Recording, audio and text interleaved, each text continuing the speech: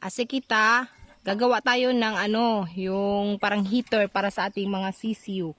Dahil sa wala akong kuryente dito sa taas, sa bundok. Wala din akong pang ng ilaw nila. Tapos malamig yung klima dito sa amin.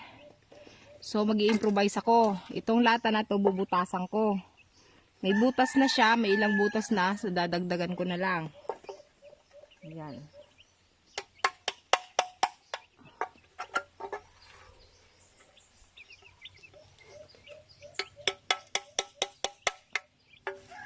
Bubutasan natin to lahat. As much as possible, damihan natin ng ng butas para galing lumabas yung init. Ayan, ganyan.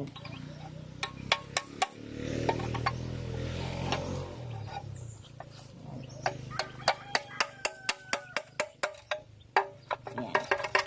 So, okay na tayo. Pag okay na siya, lalagyan natin siya ng konting lupa at saka abo. Ganyan.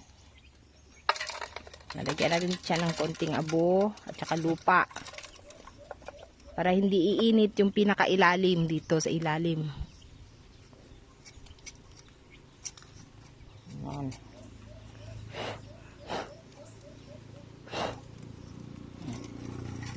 Tapos gumawa ako nito, kahoy, para patungan.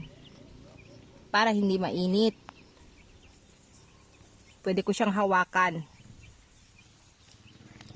Okay. Dagdagan natin to.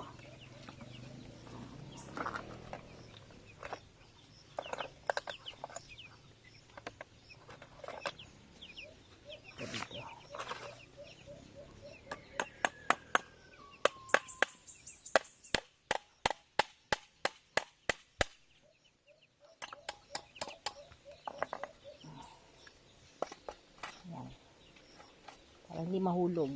Yan. Tapos, saka tayo maglalagay dito ng konting uling. Pababagahin natin siya. Tapos, saka natin siya ilalagay dito sa loob. Dito.